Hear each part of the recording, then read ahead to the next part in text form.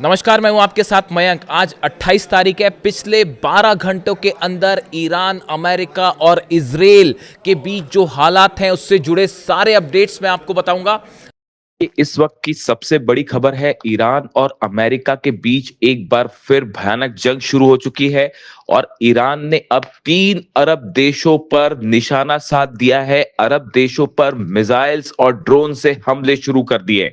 देखिए, लगातार दूसरे दिन अमेरिका ने ईरान पर हमले किए हैं। ये हमले 3 आइलैंड्स पर हुए हैं, 3 ठिकानों पर हुए हैं। सिरिक आइलैंड, केशम आइलैंड और बंदर ए लेंगा जो शहर है, यहां पर ये हमले किए गए। 10 मिलिट्री साइट्स को, ईरान की 10 मिलिट्री साइट्स को जो है वो निशाना बनाया गया है। और खास तौर पर ये जो हमले थे, ये केशम और सिरिक आइलैंड पर किए गए। और अमेरिका के फाइटर जेट्स F-35 जेट से ये हमले किए गए हैं। बताया जा रहा है कि जो एयरक्राफ्ट कैरियर्स खड़े हैं अमेरिका के, वहां से इन जहाजों ने टेक ऑफ किया और भारी बमबारी की गई है ईरान के इन द्वीपों के ऊपर। उसके बाद हालात ये है कि ईरान ने जबरदस्त पलटवार शुरू कर दिया है। बहरीन में, कुवैत में, इराक में इस समय हमले जारी हैं। सबसे बड़े हमले बहरीन और कुवैत में हुए हैं। कुवैत में अली अल सलेम एयर बेस पर ईरान ने खैबर मिसाइल से बड़ा अटैक किया है और बड़े नुकसान की खबरें आ रही हैं। अमेरिका के बेस को एक बार फिर ईरान ने दहला दिया है और बड़ा नुकसान हुआ है। यहां पर इस तरह की खबरें आ रही हैं। देखिए, अली अल सलेम एयर बेस जो है कुवैत का, यहां पर बड़ी संख्या में अमेरिका के जेट्स मौजूद हैं, अमेरिका के सैनिक मौजूद हैं और इसे निशाना बनाया गया। और एक बार फिर अमेरिका का पेट्रियट सिस्टम खैबर मिसाइल के सामने बुरी तरह से फेल साबित हुआ है। बताया जा रहा है कि कई ड्रोन्स भी लॉन्च कर दिए गए हैं कुवैत के ऊपर और कई जगह धमाके की खबरें भी आ रही हैं इस समय कुवैत पर, यानी कुवैत पर बड़ा हमला कर दिया है ईरान ने। इसी के साथ जो है बहरीन में पोर्ट सलमान बेस है, मनामा में, बहरीन की राजधानी में, जहां पर अमेरिका का अड्डा है। खास तौर पर फिफ्थ फ्लीट जो है नेवी की, जिसको पहले भी कई बार ईरान ने निशाना बनाया है। और अब एक बार फिर बहरीन में लगातार दूसरे दिन ईरान की तरफ से बड़े मिसाइल अटैक शुरू हो गए हैं।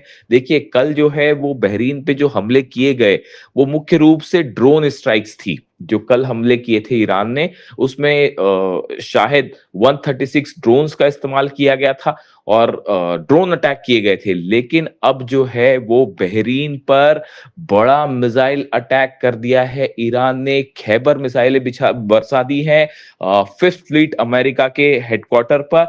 यहां पे भी कई जगह से धुआं उठता दिखाई दे रहा है और बड़े नुकसान की खबर आ रही है। इसी तरह से इराक में वो ग्रुप जो कि ईरान के खिलाफ है, उनके ऊपर भी लगातार हमले जारी हैं ईरान की तरफ से। देखिए, हालात ये हैं कि पूरे दुबई में, अबू धाबी में, सऊदी में, कतर में, सब जगह अलर्ट कर दिया गया है कि कभी भी ईरान की तरफ से इन देशों पर भी बड़े हमले हो सकते हैं। अब ये एमओयू को जो साइन हुआ था अमेरिका और ईरान के बीच में, इसको लगभग लगभग रद्द माना जा रहा है, कैंसिल माना जा रहा है।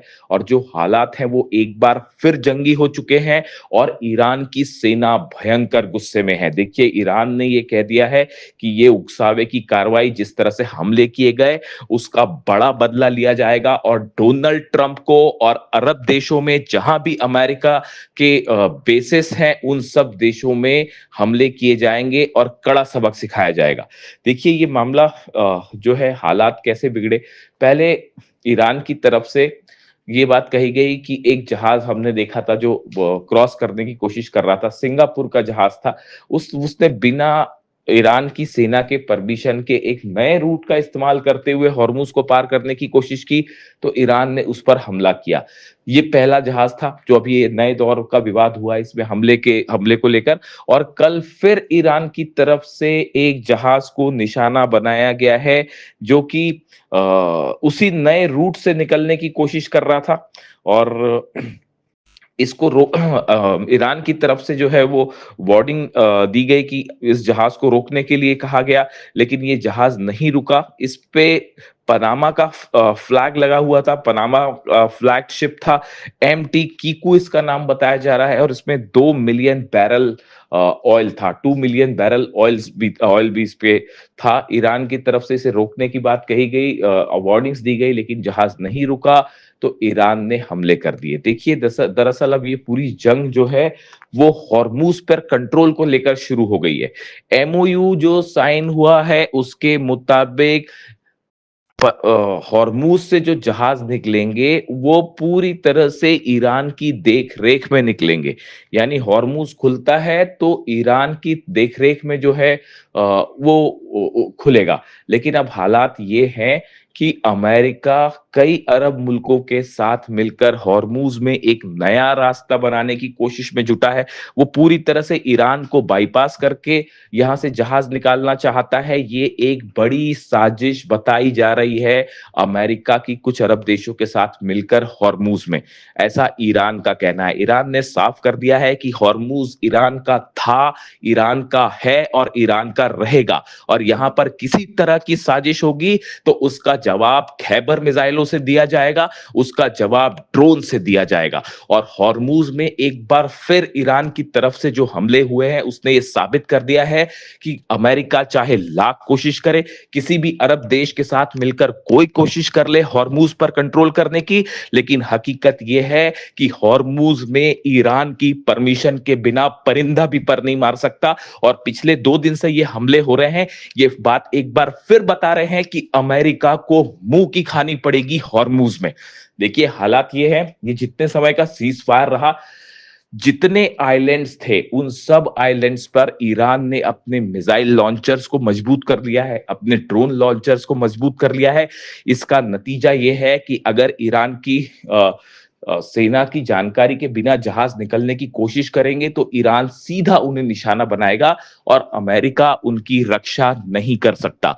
आज बहरीन पर जिस तरह से हमले हो रहे हैं, कुवैत पर हमले हो रहे हैं, इसने एक बार फिर साबित कर दिया है कि अमेरिका अरब देशों की रक्षा नहीं कर सकता।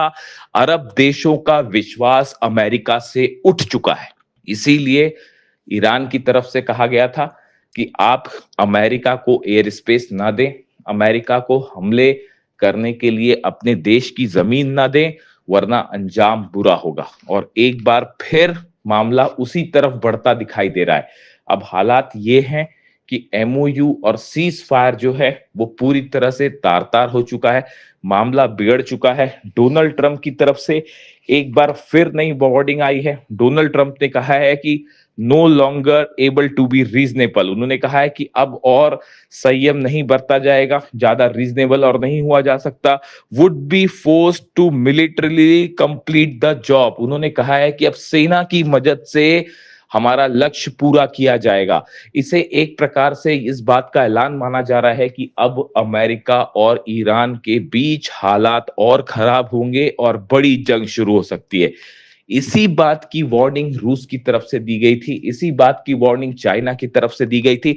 मैं आपको बार बार अपने वीडियोस में यह बात कह रहा था कि एक बार फिर धोखा होगा, एक बार फिर धोखा होगा, और देखिए वही बात सही साबित हुई। हमने एमओयू, जिस दिन एमओयू साइन हुआ था उसी दिन हमने अपने पॉडकास्ट में आपको बताया था कि इस एमओयू की कई शर्तें ऐसी हैं जिन्हें पूरा करना बेहद मुश्किल है, और ये एमओयू ज्यादा दिनों तक टिक नहीं पाएगा। और इस एमओयू के पीछे, पर्दे के पीछे ईरान के खिलाफ कई साजिश रची जा रही है। हॉर्मूज पर कैसे कब्जा किया जाए, इसकी साजिश है। ईरान के यूरेनियम पर कैसे कब्जा किया जाए, इसकी साजिश है। और कई अरब देशों की के साथ मिलकर अमेरिका एक बड़ा प्लान तैयार कर रहा है ईरान के खिलाफ। और देखिए एक बार फिर वही बात निकलकर सामने आ गई है, और अब नतीजा ये है, ईरान की सेना ने इस बात को साफ कर दिया है। नए बयान आए हैं आरजीसी की तरफ से, ईरान की सेना की तरफ से, कि आने वाले वक्त पे अरब देशों में जितने अमेरिकन बेसेस हैं उस पर और भयानक हमले किए जाएंगे। हॉर्मूज में हर चैलेंज का सख्त जवाब दिया जाएगा। ऐसा करारा जवाब जो शायद पहले भी नहीं देखा होगा। बताया जा रहा है ईरान एक बहुत बड़े हमले की प्लानिंग कर रहा है। हालात देखिए लेबनान में भी जिस तरह से है, लेबनान में एक बार फिर जो है नेतन्याहू ने बमबारी शुरू कर दी है और वहां पर भी मौतों की खबरें आ रही हैं। ऐसा ही हाल गाजा का है। लेबनान में जिस तरह से समझौता हुआ, लेबनान की सरकार जो कि अमेरिका की पिट्ठू है, उसके बीच में और इजराइल के बीच में उस समझौते को मानने से लेबनान के लोगों ने ही इनकार कर दिया है। नतीजा ये है, सड़कों पर हजारों लोग हैं, लाखों लोग हैं जो इस समझौते का विरोध कर रहे हैं, इजराइल का विरोध कर रहे हैं। लेबनान में जो है वो ऐसे हालात हैं कि सड़कों पर लाखों लोगों का प्रदर्शन और गुस्सा देखने को मिल रहा है। एक सिविल वॉर छिड़ चुका है। ऐसे में लेबनान से इजराइल की सेना का वापस ना आना एक बार फिर इस जंग को और बड़ा रूप दे सकता है। देखिए अभी जिस तरह की खबरें हैं, बड़े हमले जारी हैं इजराइल की तरफ से लेबनान में, और दक्षिणी लेबनान में खास तौर पर कई ठिकानों को निशाना बनाया गया है जिसमें कई लोगों की मौत की खबरें भी आ रही हैं। देखिए ये ऐसे हालात हैं जिसने एक बार फिर जो है पूरे मिडिल ईस्ट को एक जंग की तरफ आगे बढ़ा दिया है। अब ये एमओयू सिर्फ नाम मात्र का बचा हुआ है जिसका कोई नतीजा निकलता नहीं दिख रहा है, और हालात एक बार फिर जंग की तरफ बढ़ गए हैं और ऐसा लगता है कि शायद फिर से एक बार बड़ी जंग छिड़ सकती है। लेकिन फिलहाल जो हालात हैं, अरब देशों पर ईरान की बड़ी स्ट्राइक्स शुरू हो चुकी हैं। देखिए कल जब अमेरिका की तरफ से पहले स्ट्राइक की गई ईरान के ऊपर, और उसके बाद जब ईरान ने जवाब दिया, ईरान की सेना ने जब जवाब दिया और बहरीन पर हमले किए, उसके बाद आईआरजीसी की तरफ से एक बयान रिलीज़ किया गया और उस बयान में कुरान की एक पंक्ति का जिक्र है, और ये बिल्कुल वही संदेश है जो अली खामेनी साहब ने अपनी शहादत के चंद दिनों पहले सोशल मीडिया पर पोस्ट किया था। देखिए मैं अक्सर इसका जिक्र करता हूँ। मैं अली खामेनी साहब के जितने संदेश थे मैंने सब उनको फॉलो किए। उनकी शहादत के पहले जितने उनके वीडियोस थे मैं उनको फॉलो करता था। आखिरी जब उन पर हमला हुआ उसके चंद दिनों पहले उन्होंने अपने सोशल मीडिया पर एक पोस्ट उनके हवाले से किया गया था जिसमें कुरान की कुछ पंक्तियों का जिक्र था, जिसमें ये लिखा गया था कि अगर कोई आप पर हमला करता है तो उसको बिल्कुल उसी के अंदाज में जवाब दीजिए। ये बात अली खामेनी साहब ने पोस्ट की थी और ये अमेरिका और इजराइल के रेफरेंस में उन्होंने पोस्ट की थी कुरान की पंक्तियों का, आयतों का जिक्र करते हुए। यानी देखिए अली खामेनी साहब ने जो बात कही बिल्कुल उन्हीं पंक्तियों का इस्तेमाल अब ईरान की सेना ने भी किया है और आईआरजीसी ने भी इन्हीं पंक्तियों को पोस्ट किया और ये कहा कि अगर कोई आप पर हमला करता है तो उसको उसी की भाषा में जवाब दिया जाना चाहिए। और ये रेफरेंस था अमेरिका के हमलों का, जिस तरह से अमेरिका ने हमले किए और बिल्कुल अली खामेनी साहब ने जो रास्ता दिखाया उसी पर चलते हुए ईरान की सेना ने एक बार फिर अमेरिका के बेसिस पर जबरदस्त अटैक किया। मैं इसीलिए अक्सर कई बात ये कहता हूँ कि अली खामेनी साहब हमारे बीच में नहीं है, लेकिन उन्होंने अपनी सेना के लिए एक ऐसा विजन छोड़ दिया है, ईरान की जनता के लिए, ईरान के 9 करोड़ लोगों के लिए वो विजन छोड़ दिया है जिससे कभी ना अमेरिका और ना इजराइल ना ही कोई और मुल्क कभी ईरान को नहीं हरा सकता। हराने की बात तो छोड़िए, आज ईरान सब पर अकेला भारी पड़ रहा है, चाहे वो अरब देश हो, चाहे अमेरिका की फोर्सेस हो, चाहे नेतन्याहू की फोर्सेस हो। और इसके पीछे यही विजन है, यही प्लानिंग है, यही दूरदृष्टि है जो अली खामेनी साहब ने अपनी सेना को विजन दिया। इसीलिए मैं कहता हूं कि वो न सिर्फ एक अच्छे सुप्रीम लीडर बल्कि बेहतरीन मिलिट्री कमांडर भी थे। और ये ही उसका, ये जो कल ईरान की सेना ने जिस तरह से स्ट्राइक की और वो मिसाइल्स रुक नहीं पाई, ड्रोन्स रुक नहीं पाए और जिस अंदाज में हमला किया, ये एग्रेसिव जेस्चर बताता है कि अली खामेनी साहब ने जो है वो ईरान की जीत सुनिश्चित कर दी है।